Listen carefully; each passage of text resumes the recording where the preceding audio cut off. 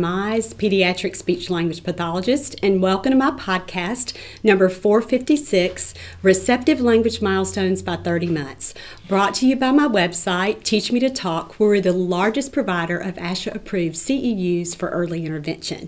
Thank you so much for being here. It's always a privilege to have you join me to talk about everything related to early intervention and early language development, so let's get going. Today we're continuing our Language Milestones podcast series, and we're up to show number 7 in this 14-part series where we look at both receptive and expressive language all the way from 12 months through 48 months. Now we're tackling these milestones in 6-month increments, and like I said today, we're talking about receptive language by 30 months. Now for therapists, you can get continuing education credit for this course, and I'll be including the link below to purchase credit in our $5 CEU program, which includes your certificate for your licensure or your certification, and then your handout that you can share with other team members and certainly share with parents. It's a fantastic reference for where a child is with language development. So many parents and grandparents ask us how they can support our work here at Teach Me to Talk, and purchasing the handout is a great way to do that, and you can do that for $5 or any other amount that you would like to give. And again, you'll be able to find the links below there for CE credit and to purchase the handout. If you haven't subscribed to our YouTube channel, please do. We so appreciate your support, and again, we are so grateful that you are here. All right, for parents tuning in to see how your own child is doing with language development, let's go ahead and review this milestones list. And again, our age that we're looking at today is 30 months, and we're looking at receptive language. And just for a reminder, receptive language means what a child understands or comprehends. So that's what we're going to be talking about today. So our first skill follows two-step related commands. Now this would be expected commands. So anything that would have two parts to it, like go get your diaper, or here's your diaper, go throw it away. Now many assessments list this skill at 24 months, but some of them take it on up to a higher age range at this 30-month or even a 36-month level there. So we're going to be talking about this now in this age range, and it's so important that children begin to understand longer and longer pieces of information, because that means that their auditory memory and their language comprehension is really improving, and that length again of what they can think about and remember and then execute continues to expand and grow. So super important milestone, and we'll spend a lot of time talking about that today. The next one is kind of a skill that is found on both language test and on cognitive tests, and it sorts objects into categories. And so this would be big categories that you could have several items out, and you could say, let's put all the balls over here and all the shoes over here. And so again, kids are beginning to categorize, and such an important skill. We'll talk about it. All that I want to tell you about that as we review the skills in depth, but one that you may not think about working on if you are an SLP, or why that's important. So we'll talk about that today. The next one is a big one as well. It understands early pronouns, and remember that pronouns are words that replace names of things, and they're kind of a general kind of catch-all there. It could be again like a word like it, but here it's or them or they. Here it really refers to that earliest level of pronoun development. So we're looking at the words me, my, or mine, and then I and you. The reason that early pronoun usage and early pronoun comprehension is so important is because it is a huge marker for children who will go on to have language disorders. And so versus a delay. Now remember, I talk about this on every show, but delay means that skills are just coming in as expected. It's just a slower pace.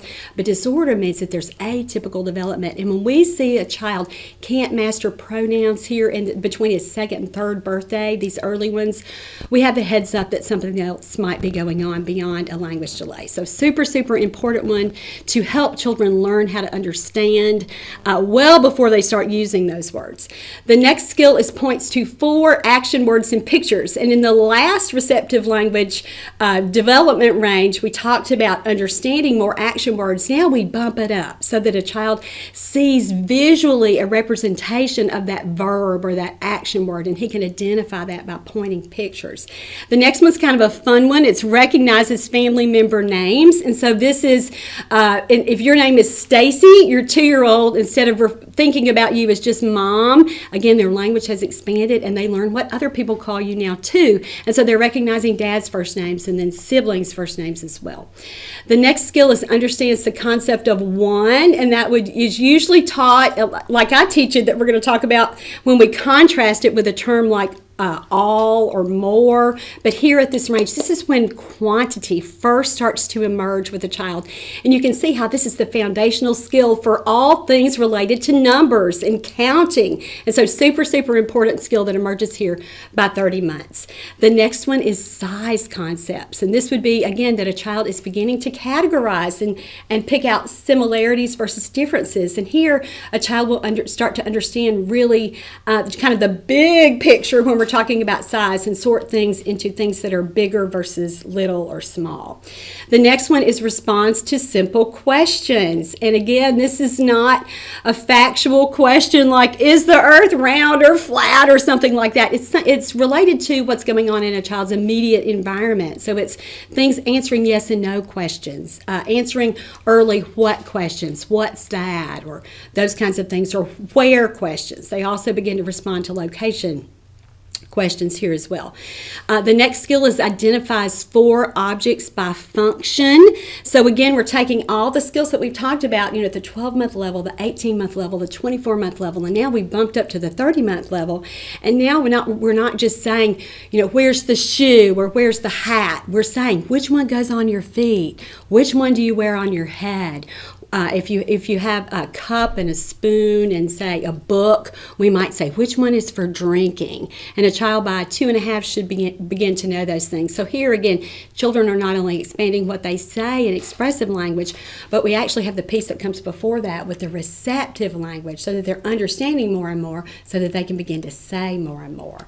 And the next skill, and I believe this is the last skill in this milestone list, is understands location phrases. And again, this is that same bump up where we took the early prepositions like in and on and up and down, and now children are understanding them in the context of sentences and even conversations, so that we can say, put your ball in the box, go put or take your shoes off your feet, or take that cup off the table. And they're understanding those location phrases in that context. So as you can see, we get super specific in this age range. This is really where kind of the rubber meets the road. And this is where we'll see lots and lots of breakdowns with our little friends who, again, have not only language delays, but language disorders. And we begin to see, gosh, this isn't just really about not being able to talk or interact with other people. This is really more foundational than that. They're not really understanding the language that they're hearing. And so we're no longer saying things like children can follow directions and understand more words. We go from macro to micro, and we say now they understand more prepositions, they understand object functions, they understand location phrases. So it's a super, super important time in language development, especially for you speech language pathologists, because, again, making this receptive language your foundational piece for your speech therapy plan is always a good idea, even when late talking is really, really your main concern. Kids should have already had a language explosion too by this time, by 30 months. So if we haven't seen that, that also would indicate to us that we need to step back and take a closer look at receptive language. And why is that? Because receptive language drives expressive language development. So when kids don't understand very much or very many words or all the words that they should for their age, they certainly are not going to talk very much either. And so it's time to start looking for a reason by this point. Is this just a continuing a delay? And again, that's measured by, are the skills coming in, sequentially and in the same chronological order that we would expect, or are they delayed?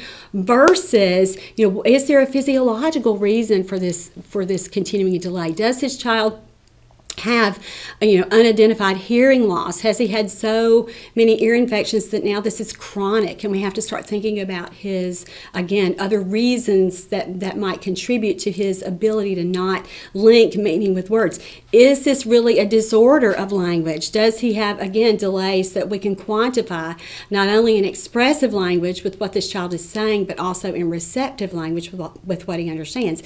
Is this autism, or is this another, again, more significant significant developmental issue that we haven't looked at yet beyond that talking piece.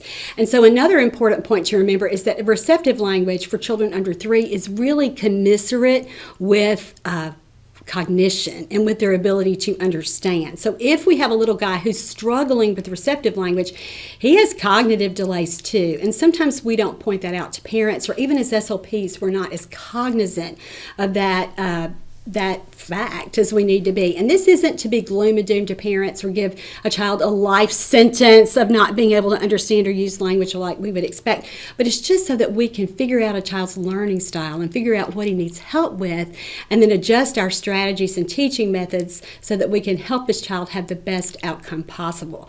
So now that we've covered that list and we've gotten kind of those preliminary things out of the way, let's talk about the strategies that are most helpful for this developmental period, and then we're going to dive into these details with an in-depth review of each of those milestones.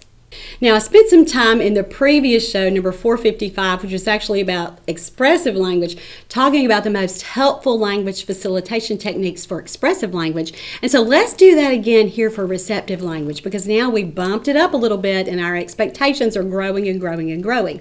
So let's talk about just a quick review of the top 6 language facilitation strategies for receptive language for toddlers.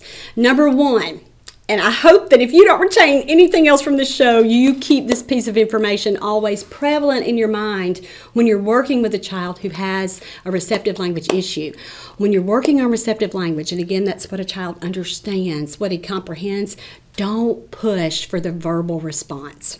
Now, that is so hard to do for we chatty SLPs, and certainly for moms and dads too. But when we focus on receptive language, and again, particularly for children who have demonstrated, gosh, they're not following directions as well. They're not, maybe didn't point to body parts as quickly as we wanted them to learn, or start to point to pictures. It took them a longer time to kind of get that first rung of skills.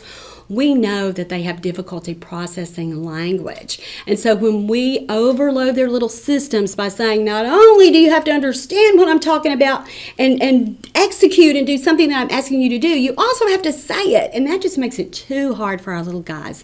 And it drives some of them away. And again, we know this because these are the same kids who may not have learned to respond to their names, and again, aren't really following a lot of verbal directions. And so we can't require them to talk and to do something else, because their systems will become overloaded. Also, when we do this, it gives kids a break during therapy time. When we start to focus on something that, again, where they're just using their minds and not their mouths, we certainly know that we will get better responses. So that's number 1. Don't push for the verbal response if you're working on language comprehension. Number 2, we teach language by modeling language to increase comprehension, which means that we get it at that just right level. So we're teaching kids words that they need to understand to build their everyday vocabulary. So these are functional words. We're going to stay away from academic language, shapes, colors, letters, and numbers. We're going to work on language for following directions at home, at daycare, preschool, wherever they happen to be. And we have to think about things like this too. Okay, why is he not following directions? Is it just, and again, we go so quickly to behavior with he's just stubborn or he's just lazy. But lots of times it's just that children don't understand. They need more verbs. They need more prepositions. They need more pronouns.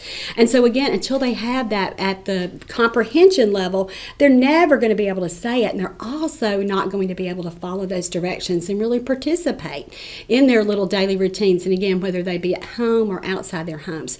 So we have to be super intentional about targeting receptive language when kids have language delays. And we know why, because they're not picking it up the regular way. They're not understanding like a typically developing little peer at the same age, or they would be doing more. So we know that we have to adjust our modeling strategies. And again, if you're a parent listening, what's a modeling strategy? It's just what you say, how you say what you want your child to be able to understand or be able to say to you. And so again, we have to think about that. We've got to adjust what we're doing. So let's look at 2 of the main ways that we can do this. And this actually carries over from our expressive language facilitation techniques that we just talked about back in 455 in the previous show.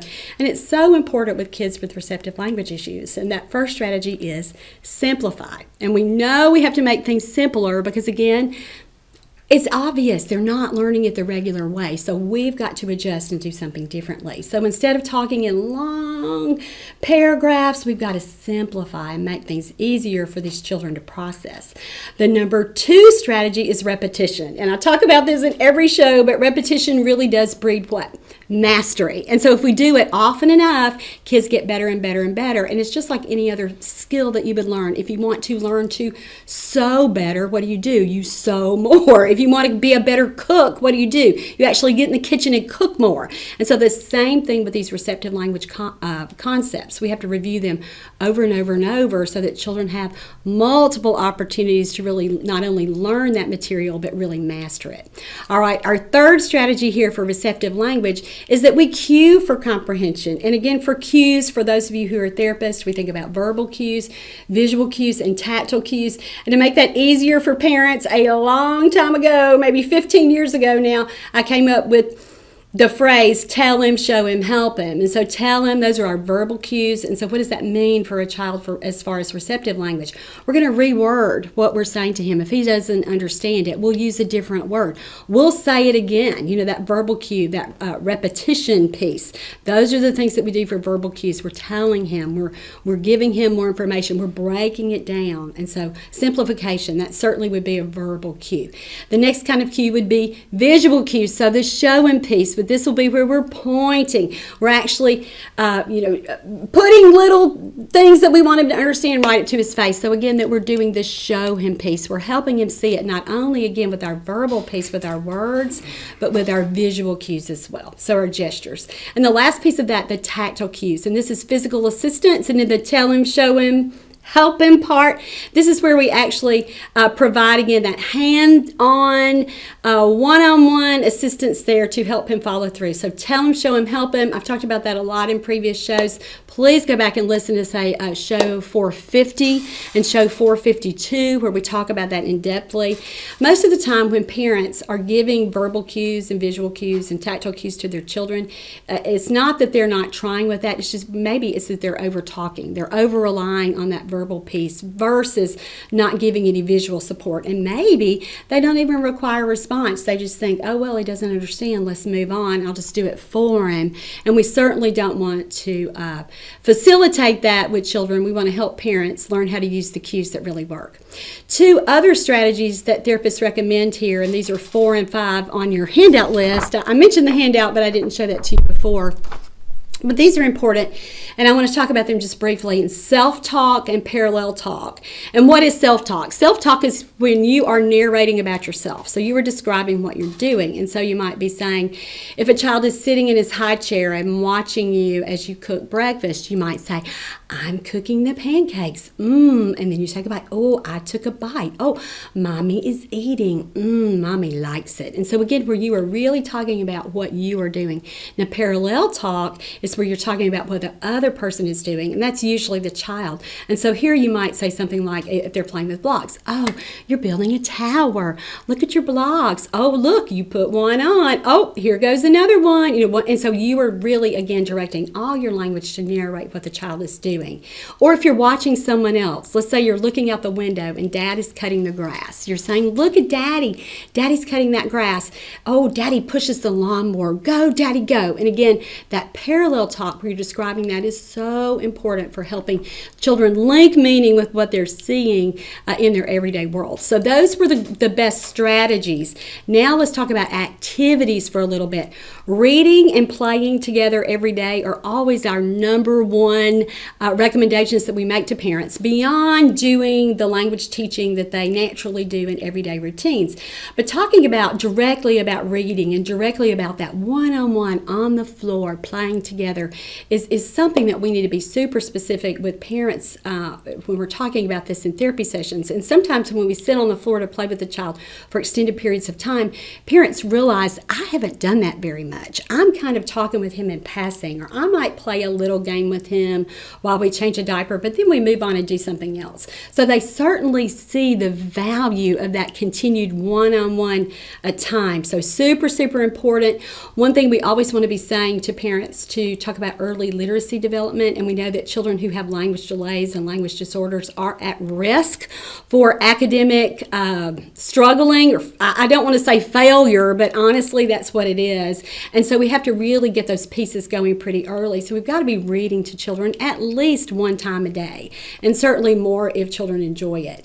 And this is so important for children with listening difficulty, and we certainly hear parents talk about that with us. He never listens. If he would listen to me, he would understand more. And you want to say, exactly, that's the problem here. And so we have to really help our children with those. And this is particularly important for children who have cognitive strengths or activity preferences. And here, I'm talking about our little friends with autism. And they may not have been identified yet or formally diagnosed, but certainly, these kids have some zany, brainy strengths. This child knows 10 different kinds of dinosaurs and can count to 50 and can identify all of the letters, yet he can't follow regular directions. What's going on there? And so we have to really build in these little auditory processing games to build that functional receptive language vocabulary. So let's say that a child only likes to play with her own little collection of horses.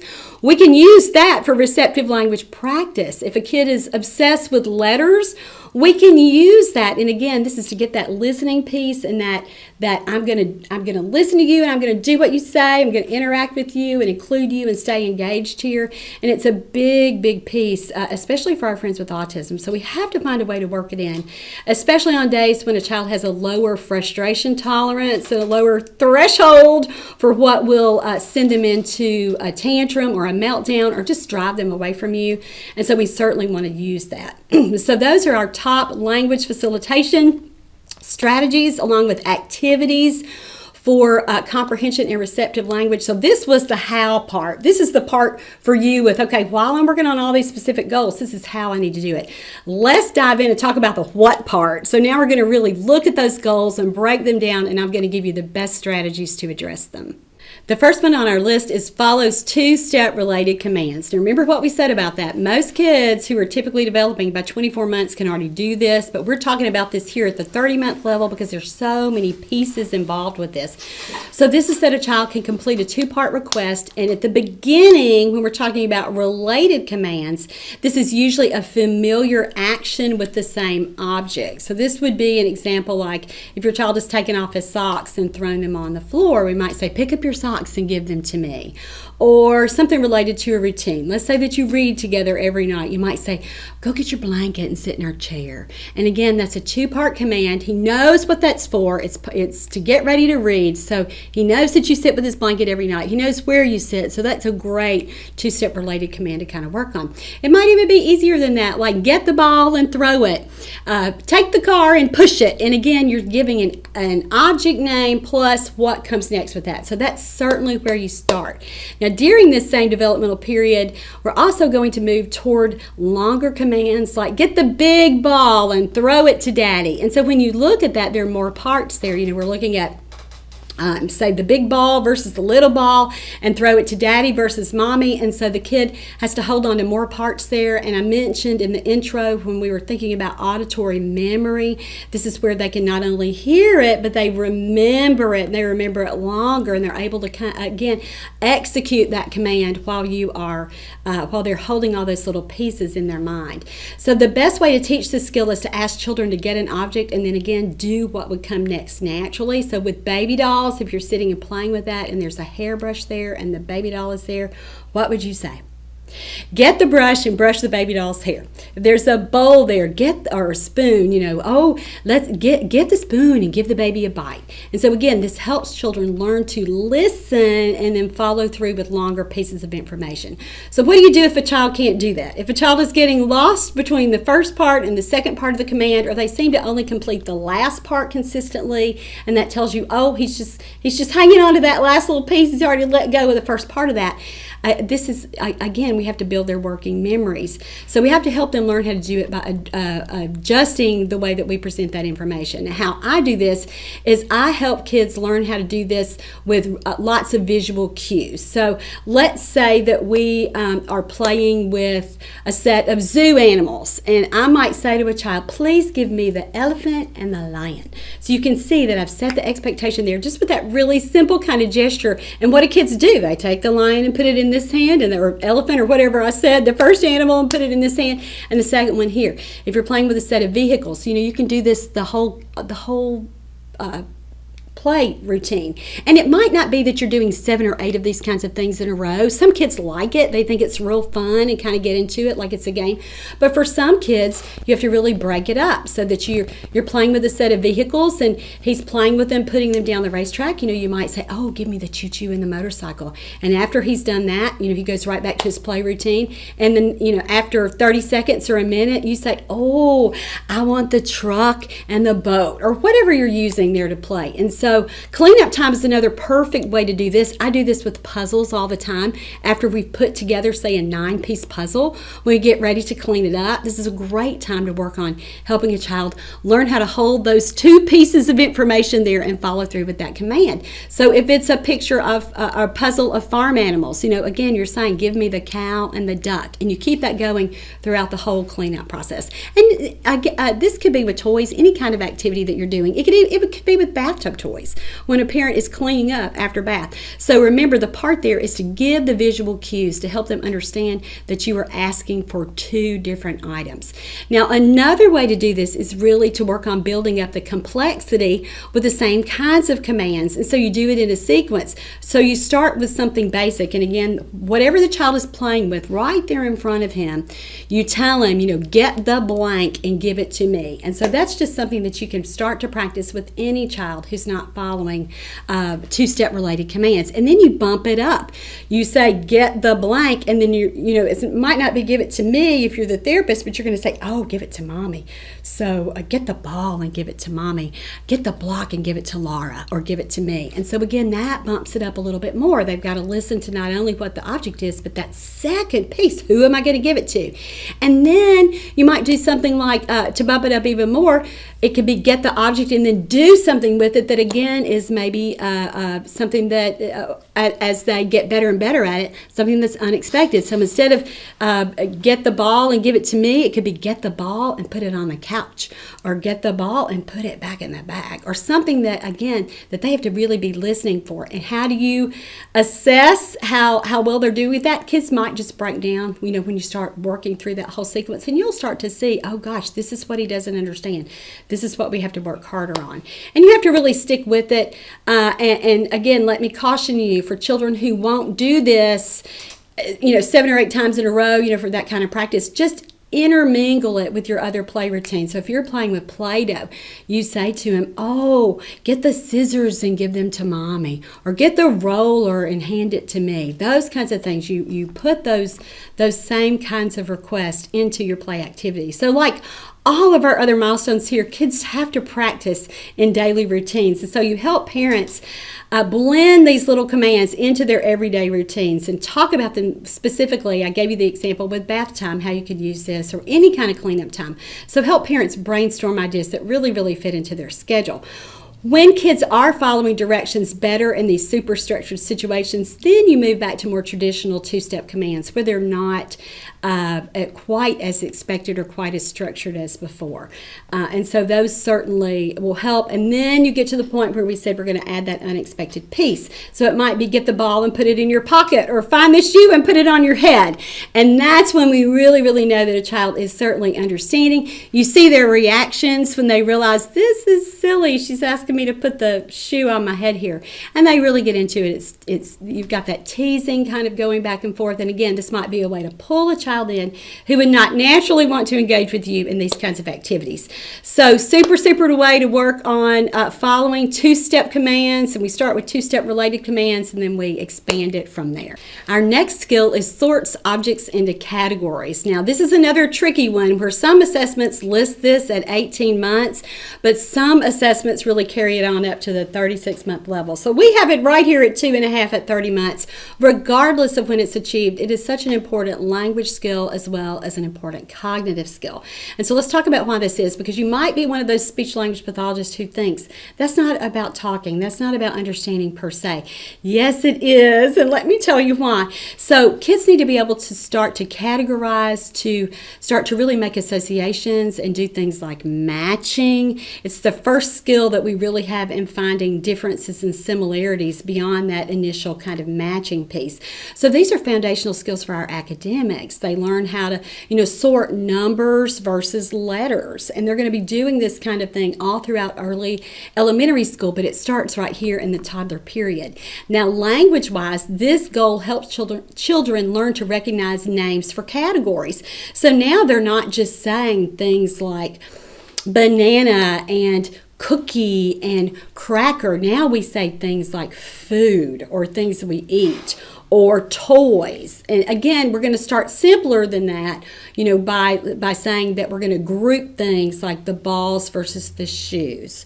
And so this is where kids start to use words to organize their world. And so this is kind of meta language when we use a word to kind of talk about something else. And it's an important foundational ability. And I think about it as the beginning of what? Executive functioning. And so what is executive functioning? It's how we all run our lives. It's how we plan. It's the best way to introduce categories, again, is by sorting two very different types of objects into groups. You might have dishes versus cars. And so again, you've got your kitchen, all your kitchen kind of things over here versus all your little sets of vehicles. And you say to a child, we're going to put all the dishes right here and we'll put all the cars over here. Sometimes you can put them in containers, and that makes it easier for children to think, okay, this is kind of a closed-in task. I'm not so confused. Again, I have some structure here, some organizational cues to help me understand what I'm doing, but you can certainly, I just do it with piles usually on the floor while we're playing. And so again, it might be animals versus blocks. And so keep them really, really separate and two very different kinds of objects in the beginning. And so when a kid can, and sometimes when you tell parents this, they'll start to do things like separate by color, and kids aren't really there yet. And so really help them keep this and think about this in really kind of broad categories. Once a kid can do that, though, don't be satisfied. Go ahead and bump him on up and make this task a little more complex by having him sort objects that have more similarities. So it might be sorting cars versus trucks, or sorting socks versus mittens. And again, you can see that they're a little more difficult for a kid to be able to pull out which the differences there. I like to do this when I'm playing in therapy just with two different puzzles. So if I have a kid who's really kind of obsessed with puzzles, I'll have two different puzzles out.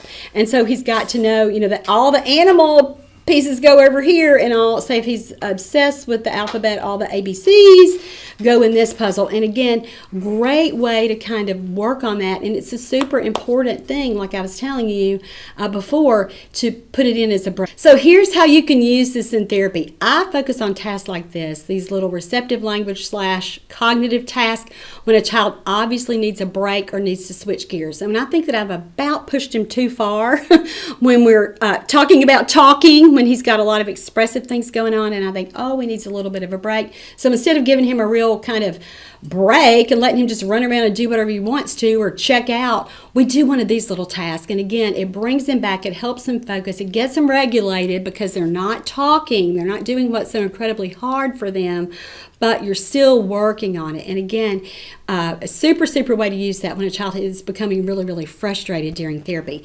Now, one last way to use these receptive language or cognitive tasks is when you need an activity to get those brothers and sisters or neighborhood friends that are over that happen to come if you're doing home visits for therapy when they need to participate in your session and it's really, really hard for you. This is a great way to do it. The older children or the typically developing peers are modeling for the child who's a late talker or a kid with a language delay or disorder. They're modeling for them what their little friend should be doing. So great way to do that. Now, I really talk with moms about using these kinds of things as homework, not to overload a mom, but because it's fun and it's so structured that it's, again, it's an additional activity, and some therapists are so scared to get outside of a parent's everyday routines. They think parents won't like it, but I found that parents really do like it because it's something that they would not have normally done, and then they feel like, I'm really working on this.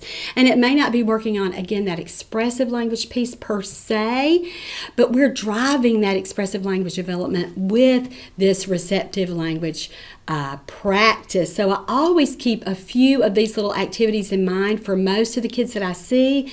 And if you're not doing that already, I would really challenge you to think about that this week and think about what kids do I have right now that are at this 30-month level, between 24 months and a 30-month developmental level here, or even older, and how can I get them to do it? I know that you're going to see great success with that, and I know the parents on your caseloads are going to like it too. So try that this week.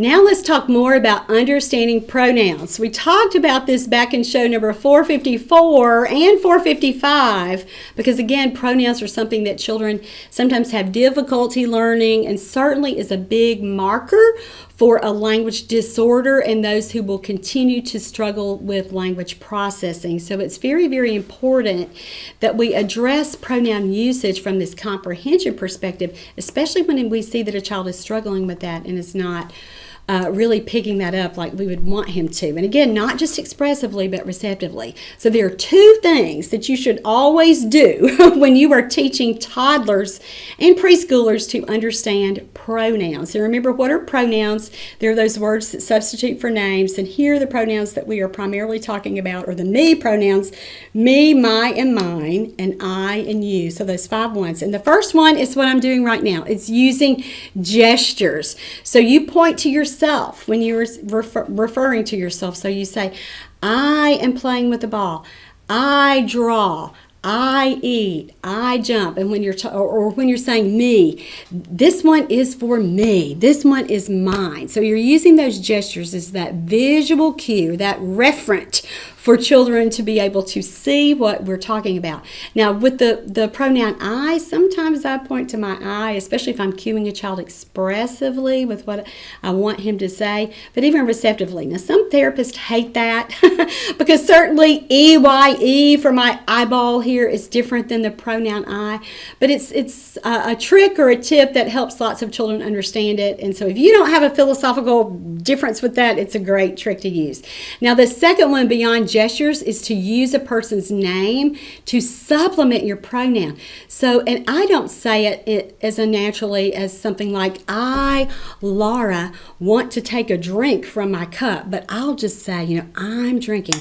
This is Laura's drink. It's mine. I'm drinking. And again, you're referring to yourself. You're using your visual cues, and then you're using your name there too. Now, it seems a little bit unnatural, but toddlers and preschoolers with language delays really need that referent or that reference when you are doing that. And remember, kids aren't picking it up naturally when they have this receptive language problem. So we have to make it a little unnatural in the beginning with this direct teaching. We're going to fade that name after a while, but those are the best strategies: gestures and then using the name to help a child understand what the pronoun is. Now, let me share a few of my best play routines for teaching pronouns to toddlers. Now, I like to target the comprehension of mine or me or anything like that by teasingly taking something that the child has. But you got to be real careful with this, and taking it and saying, oh, it's mine, or oh, this is for me. But make sure that your eyes are sparkling and twinkling and that a child knows that you were joking. Some 2-year-olds become unpleasantly fixated on this task. If you carry it on for too long, parents may not appreciate that with you overemphasizing this word. But learning to defend your own possessions is so important for a 2-year-old who's in daycare or even has a lot of brothers and sisters. And so great way to work on it, and they've got to understand it certainly before they use it. Some therapists really work on the comprehension of pronouns with me and my versus you and your, by the my turn, your turn. And that's fine if a child can do it. Make sure that your turn only lasts about 1 second and the child's turn lasts a lot longer than that, so that you don't get a child who, again, thinks that you are the hoarder there with the toys. And you certainly want to keep them with you. And if they're already struggling to understand pronouns, don't make them upset as you are trying to teach them to understand it. I'd rather teach it with something that's it's obviously mine versus theirs. So I contrast my and your with things like body parts. So my hair versus your hair, or my sweater or my shirt versus your shirt. And so again, kids really understand that a lot. You can certainly do things like with shoes. You try to put your foot in the child's shoe and say, this shoe is mine, and the child usually will take it back and say, no, mine, and you've got that size contrast there. Another joke that's really funny that a lot of kids have gotten a kick out of is when I hug their moms and say, oh, she's my mommy, and that certainly will provoke a response for a lot of kids. All right, so I teach you in a kind of a silly way by pointing to the child and try to say it in kind of a bossy way, and I do it when we're actively playing and when we're obviously having a good time.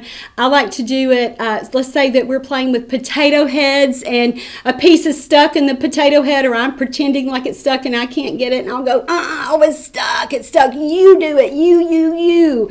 And it's so sweet because kids will start to kind of point back, and you'll see them, even if they're not saying the word, they certainly understand it, and they've gotten the meaning of that play routine, and so again, they're doing the visual cue with that, so I think that's really, really cute. Sometimes you can do it in a game when there's an anticipated surprise, or you'll pretend like you're scared, or that you don't want to do something like, oh, I'm scared to do it. Let's say you're playing a game like Crocodile Dentist, where the crocodile's going to close on you, or Poppin' Pirates, where the little pirate's about to pop up, and you act like, oh, I'm scared, I don't want to do it, you do it. And again, super fun way, which is sometimes a hard skill to teach. So I hope those little play routines will help you work on pronouns. The next skill is points to 4 action words in pictures. Now, for a child to do this, he's got to understand action words and verbs first. And remember, verbs and action words are so much more fun when we target them during real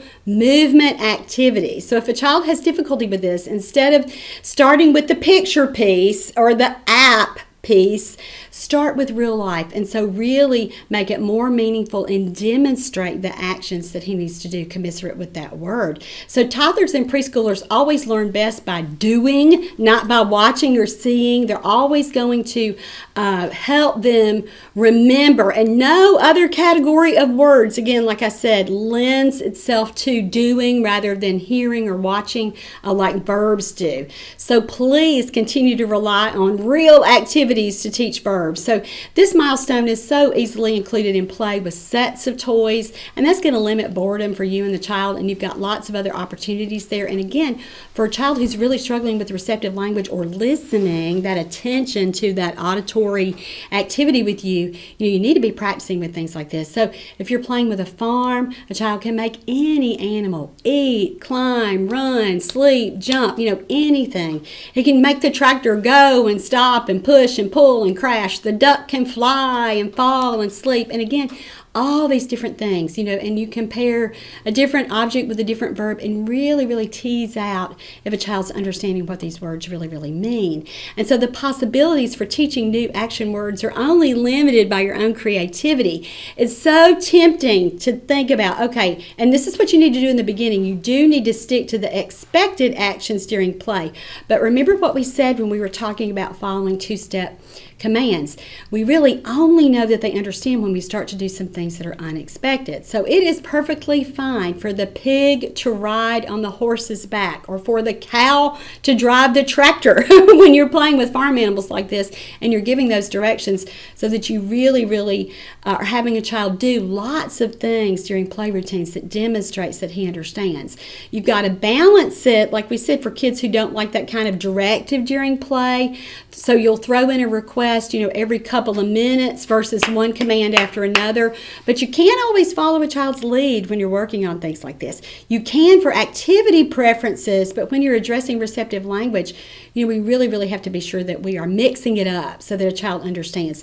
Now here we're using all of our strategies, self-talk, parallel talk, and certainly visual, verbal, and tactile cues, but we want to do everything we can to get a child to understand these action words so that he can bump up to this next next level for comprehension, and this is identifying common actions where? In pictures. So now we've made it visual, and this is really harder than real life. And so lots of our kids you'll see kind of that disconnect there. Oh, he understands it when we're playing, but he has a hard time identifying that in pictures.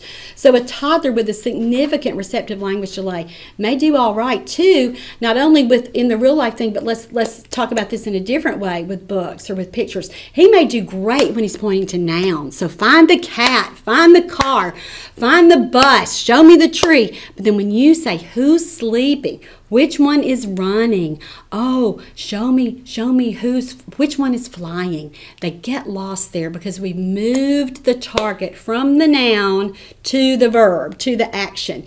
So in sessions, we will have to focus on teaching that, labeling those verbs, and doing a lot of that with books or with pictures first, well before we start to assess that or teach it. So I do a lot of repetitive direct teaching with a book. And so when we're reading the book and we see an action picture there, we need to stop and say, look at that boy. He's drinking. See that boy? That boy is drinking. The boy drinks. Drink boy. Drink boy. And then we pause a minute and we say, who's drinking? And we get it right back to, or show me drinking. We put it right back and have the child really, really demonstrate that he's understood what you've just taught him or what you've just modeled. Now, you need to be sure to assign this to parents for homework who might read books all the time, but lots of times we get in our own little patterns. And so while a parent may do great with progressing beyond the story, they're not just reading the story, they're asking, where's the mom? Show me the bed.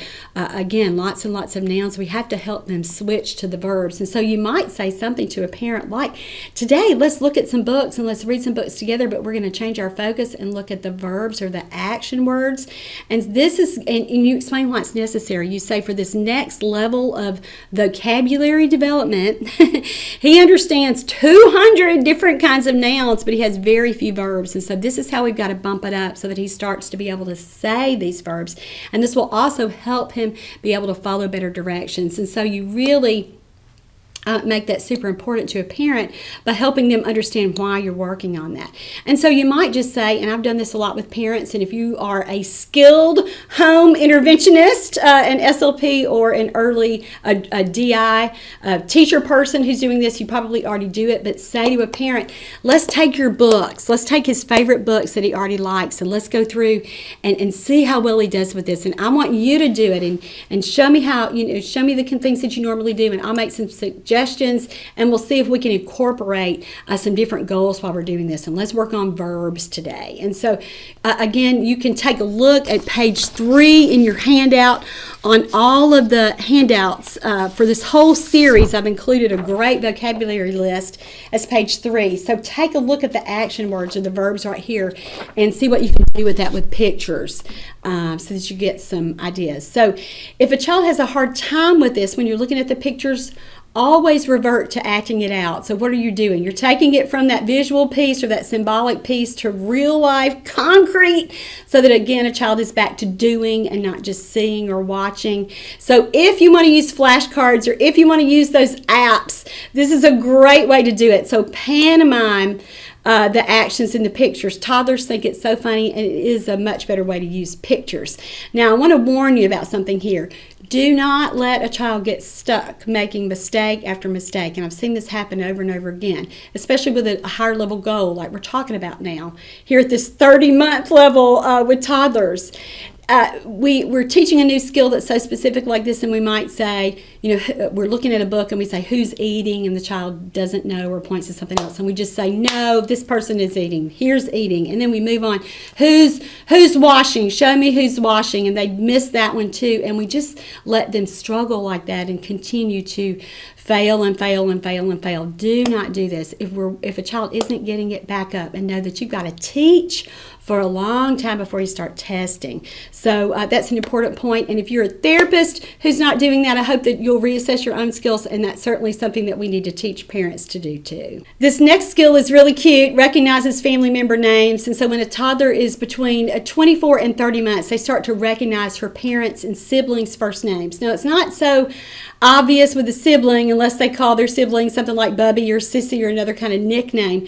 But it's really cute with a parent when a parent realizes, oh my goodness, somebody said, where is Rebecca? And he looked right at me. And so it's really, really a fun one to kind of realize and talk about with a parent. And this helps them see, yes, his language comprehension skills are improving, and it's not something that I've worked on over and over again. The next skill is understands the concept of one. And so by 27 months, children with typically developing language skills understand one, and then by the time they're 36 months or right beyond that, they start to understand other kinds of quantity words like all and some, and certainly they already understand more. And so you can usually teach the concept of one with that contrast. Now, sometimes you have to just, again, focus on here's one, but I like to teach it, again, in that context of one versus all. So let me give you the example that I use all the time. I'll take something like Teddygrams or M&Ms or Skittles or something that a child really, really likes. And I'll put them on the table as we're having a snack or wherever we're sitting. And I'll have a pile of 1 and a pile of 10. And I'll say to the child, do you want 1 or do you want all of these? And kids pretty quickly get that they want all the big pile. So that's certainly, it's not going to take too many times before a child starts to understand that difference. You can also use the child's preferred toys here, and they become really highly motivating for this task. So if a child is a little bit of a hoarder or has obsessions and he likes trains, he certainly is going to understand one train versus all the rest of these trains. And so you can even say things, again, with a receptive task, you're saying you get all the choo-choos and I'll just take 1. Or with an expressive task, that would be you're asking him, how many do you want? You've got to work on that receptive piece first. Anytime a child picks 1, let him face those natural consequences of just getting 1. And again, you don't want to goad him or anything or make him too mad, but that is how he really, really understands that concept. I also work on 1 with the famous one more time. Let's do it one more time. Give me one more. And that's how kids start to learn that skill too. All right, let's move on and talk about understanding size concepts. And toddlers with typically developing receptive language begin to understand big versus little between 24 and 27 months. So we certainly want it mastered by 30 months. So for teaching size, we're going to use similar objects that don't differ in too many ways except for size. And so balls are good with this. You can have little balls versus big balls. You can use small Legos versus the bigger, say, Duplos or something like that, and you're going to contrast. This one is big and this one is little. Now, most of the time, children who mix this up and who are having trouble with this when you're doing it during therapy, sometimes it really is us. And so you notice, they're getting confused. They're trying to think about this as colors. He's sorting all the blue ones. Look at that. He's not doing size. He's sorting by color. So really try to figure out where is it that a child has the breakdown with that. And so I want it, like we did back with pronouns, and I was saying there were 2 strategies that I wanted to teach you for pronouns. And let me give you a pop test. What was that? You were going to use your gestures, and you were going to use your gestures pointing to yourself, and you were going to refer to your name. Let me teach you 2 strategies here for size. You're going to do gestures, so the big versus little, but I use my voice, and I just did it then. And did you hear me? I went big, or you can do it with volume. It's big versus it's little. Anything that's going to help make that contrast. And with toddlers, I work on things, like I said, back with pronouns that we're doing, things that are obviously, on him and on me. So my hand is big, his hand is little. My shoe is big, his shoe is little. And so those are great ways to work that into everyday routines that you can teach parents. In sessions, offer big and little versions of the same item to play with. So you're going to have the big blocks versus the little blocks, the big balls versus the little balls. And of course, you've got to keep that over several different sessions, and you've got to help parents come up with ways to practice these size differences at home too in everyday routines. But it's a fun goal, and it's an important one to work on for language development too. This next skill is response to simple questions. And this is a hard one for parents to understand sometimes, and even for we therapists to understand, is what's too hard? What are we talking about here? So for that, let's just review the sequence of learning to understand questions. Toddlers first learn to understand yes/no questions, like want a cookie, yes or no. Is that daddy, or is daddy home? That kind of thing. Things that are obvious and right in front of them and have to do maybe even with their own personal preferences. After yes/no questions, and again, it's got to be in context. It can't be, do airplanes fly? And certainly, objects by function, kids are understanding that kind of thing, but you get my point here. It's got to be something that's here and now. That's not just something factual that you're asking them, is whatever, you come up with your own examples, but it's got to be something that's relative, that a kid can see and it's right in front of him and makes sense. The next question that young children learn how to understand is answering easy location questions, or easy with where and then what questions. So what's that is usually understood and answered by 18 to 24 months, and that would just be in labeling, where we're asking, what's that? And he says dog. What's that? Book. What's that? Cookie. And again, really simple, familiar, everyday kinds of labels there for nouns. And then where is understood by 30 to 33 months. So right at this age level that we're talking about, even if the child is answering non-verbally. So where's daddy? He looks across the room to find daddy. Where's your hair? That's certainly a body part kind of thing that he's already gotten. But the where part, understanding that WH question means that I'm going to look around and locate something. That is what we're talking about here at 30 months. Most adults, some SLPs included, think of answering questions as purely an expressive language task. No, it's really a receptive language task first, because kids can really answer non-verbally, like we said, with looking to answer a where's question or a what question. So if a child doesn't understand the question, he certainly can't answer it. So always start with the receptive language piece. Now, the best way to help a child understand questions, gosh, we're back to these same strategies. Use gestures, use those visual cues to help him. And again, I like that line, tell him, show him, help him. We're going to do this again here to help a child learn how to understand questions. So what is the gesture that we're going to help them learn how to understand when they are responding to yes/no questions? It's going to be what? Nodding their heads yes and shaking their heads no. And again, that nonverbal way to answer that question.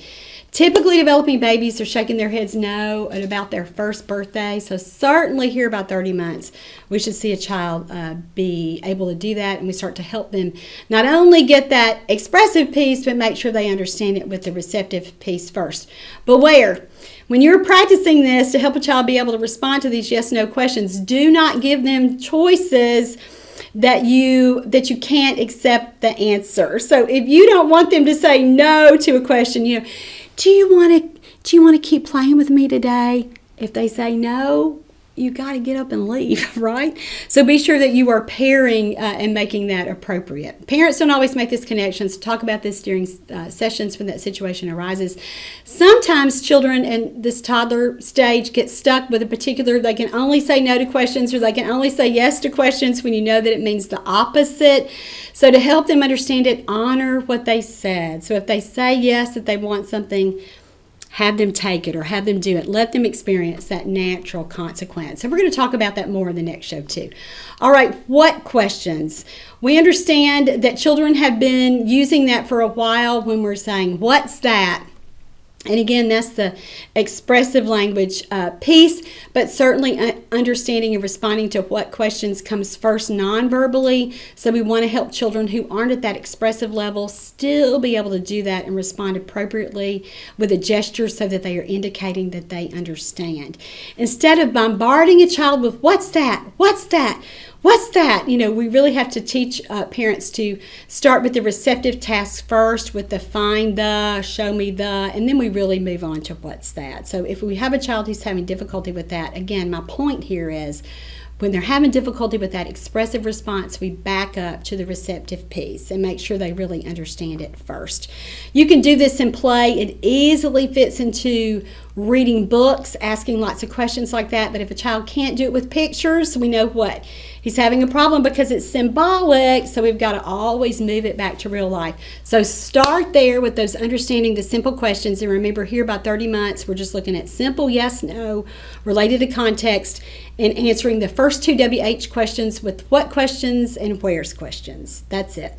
The next skill is identifies 4 objects by function. Now, typically developing toddlers do this by 30 months, and again, this can be so hard for our late talking little friends. And this, again, lets us know there's more going on here than just an expressive language piece. This is a receptive language skill too. So some of the examples and assessments might be, which one is for cutting? And they'll have a picture of a knife, a school bus, and a ball there. And so a child would have to point to the knife or the scissors or whatever. Find the one for combing your hair. And there's a picture of a comb or a brush there, versus, again, a tree or a bed or something like that. And so that's what we want children to really be able to distinguish and differentiate.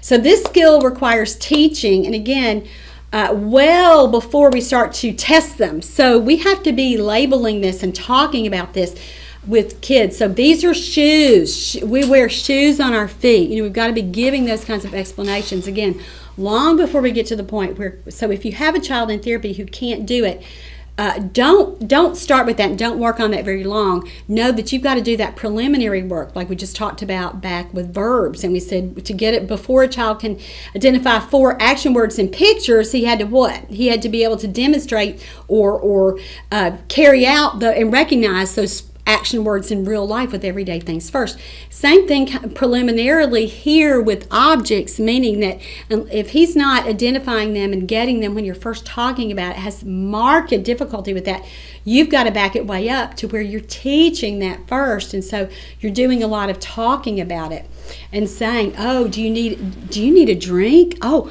what's for drinking? What do we use for drinking? It's your cup. That cup is for drinking. And so again, we're doing the teaching piece. With all other receptive language goals, real objects is always preferable for teaching, but for testing, we know what? It's going to be with that picture. And so we've got to get kids up to this symbolic level with pictures, but you're never going to get there unless you address it in that real life concrete way first. And so sometimes it's the making the transition to pictures is what's so difficult, because that's when the task becomes really, really abstract. So always try it with real life objects first. Now, when this is the case, we always assign the homework again by having parents do the preliminary work, where they're really teaching and doing all the talking about it. And every time they're saying a noun, every time they're saying the name of something, they're going ahead and stating that object function too. And look at what a family's using for that and how they're talking about that. Even sometimes educated parents that you think, gosh, I can't believe, he's not doing better with this. Sometimes it's that we really need to teach mom how to do it. And so we give them examples. And so let's say that we're working with puzzles with a child. And so instead of him just putting the pieces in the puzzle with, say, a transportation puzzle, we're teaching mom to say, let's not find the boat. It would be which one goes in the water, or which one flies for the airplane, or which one says woo woo. And again, we're doing an object function there rather than even working on the noun, or rather than working on the verb. We've made it a little bit more complex by working on the object function. Now, a related skill that our colleagues who are early interventionists or early childhood educators work on, that I've seen this, and the first time I did this was, over 20 years ago, when I would work really closely with the DI, and she would say, which one says quack? Which one says moo? Rather than what does the duck say or what does the cow say? And it's really kind of an interesting way to think about it. And that really is related to an object function, right? And I think that's even a question on the Hawaii Early Learning Profile.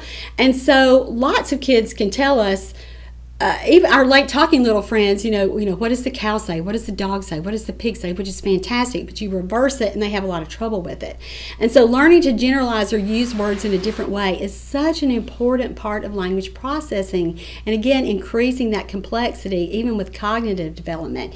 And it really demonstrates flexibility with thinking. And so we want to be sure that we are working on object functions and even things like that where we help a kid kind of learn how to think about it in a different way. And so as early interventionists and SLPs, this is the kind of skill that we all need to be focused on in therapy, and certainly teach parents how to work on this at home. The next skill is understands location phrases. And remember, we talked about this back when we were reviewing the milestone list.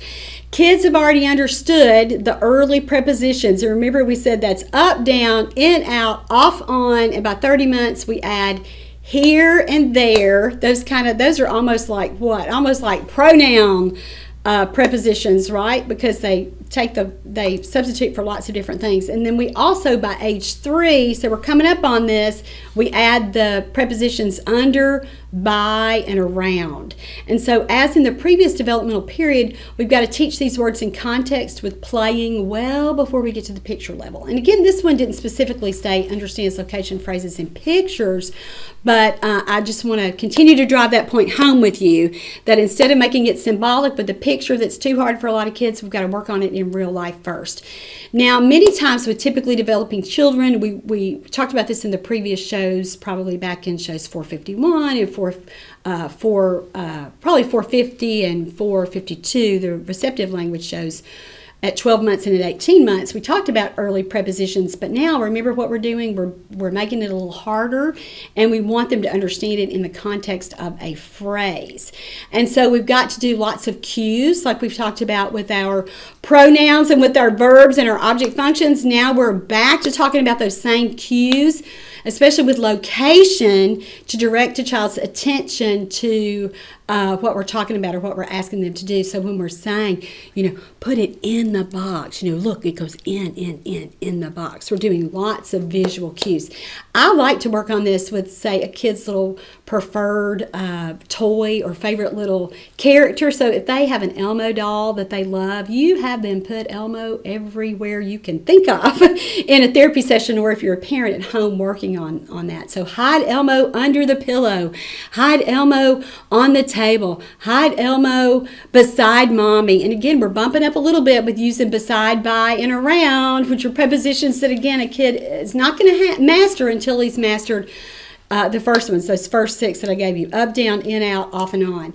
But do those, and when you introduce really creative teaching methods like this, you're not only ensuring that a child learns it, but that a child will participate with you. And when we pair his activity preferences with that, he's going to have a lot better shot of being able to stay with you and really, really learn that and remember that new concept and new word. You're also, like we said, with flexibility of thinking, you're also encouraging that child to be flexible when she plays and to generalize that word beyond like their immediate specific context with that. So another fun way that I like to teach prepositions is by using the child himself to model this concept. And I've done a therapy tip of the week about this. I hope I remember to link it for you. I'll try to remember to put a link in the post below if you're watching here on YouTube. But this is where we take a child, and I used a laundry basket for this, but I've also done it, say, on an ottoman in a family's home or even on a table. But it's where we do lots of things with the child in relationship and making him be what's the difference with the location phrase. So we're going to put the child in the laundry basket. We're going to take him out of the laundry basket. We're going to turn the laundry basket over and put the child on the laundry basket. Then we're going to take him off. We're going to put him, again, he can be under the laundry basket. You can do all kinds of things with this. And again, it's so much fun for kids. And it's even fun in a group. So if you have brothers and sisters there too. And so the child is doing it, and he might see his brother or sister be the one under the laundry basket or who runs around the laundry basket. And again, it makes it so meaningful for that child. And again, you can do it with the couch. He can climb on the couch and jump off the couch and be, up on the couch and down off the couch. And so again, lots and lots of ways to teach this. Remember, this milestone is receptive language too. You're not asking him to say it. You're just asking for that execution so that he understands the concept. And so you've got to keep the location phrases too in context and practice to master those concepts. All right, I can't believe it. We've already reached the end of our receptive language milestones for 24 to 30 months. I gave you tons of examples here for teaching these skills in everyday routines and lots of examples for therapy. But I want to share another resource that I've developed at Teach Me to Talk for you to use as a therapist and certainly share with your parents. And it's the ultimate toy list. And that's where I've taken taken toys for each developmental phase and put them in a list with some ideas and some goals that you can pair with that. And so many of the goals that are listed here at this receptive language by 30 months level, you're going to find listed in that ultimate toy list. So I'll put that link below so that you can find some play ideas to use to teach these goals. Now, beyond that, for parents and therapists, my fantastic resource for teaching all of these skills is included here in Teach Me to Talk, the therapy manual. And that's where actually most of the material for this whole entire 14-show podcast series has come from. All the strategies are here. Great ideas are here too for carryover and follow through. So if you are an early intervention therapist who works in birth to 3, you need this book, not only for yourself, for your everyday practice, but just for ideas and certainly to use to share with parents so that they can work on those kinds of things at home. And I'll put that link below. It's Teach Me to Talk, the therapy manual. If you are a therapist and you need CE credit for this show, do not leave this CE hour unclaimed. If you're listening in your podcast app, on your phone, or as you drive, be sure that you go to Teach Me to Talk and pay your $5 CEU fee and get your credit for that. Thank you so much for being here. And again, if this is your first time, your first course with me, we want to be your main provider for all your CE needs. So be sure to check out all of our whole library of courses. We're up to, I think this is our 78th course now that we have available for CE credit. So I hope that you'll take advantage of that. And I've got a link for that below here in the post. All right, that's all for today. I'm Laura Mize, pediatric speech language pathologist, and thank you so much for joining me for Teach Me to Talk's podcast.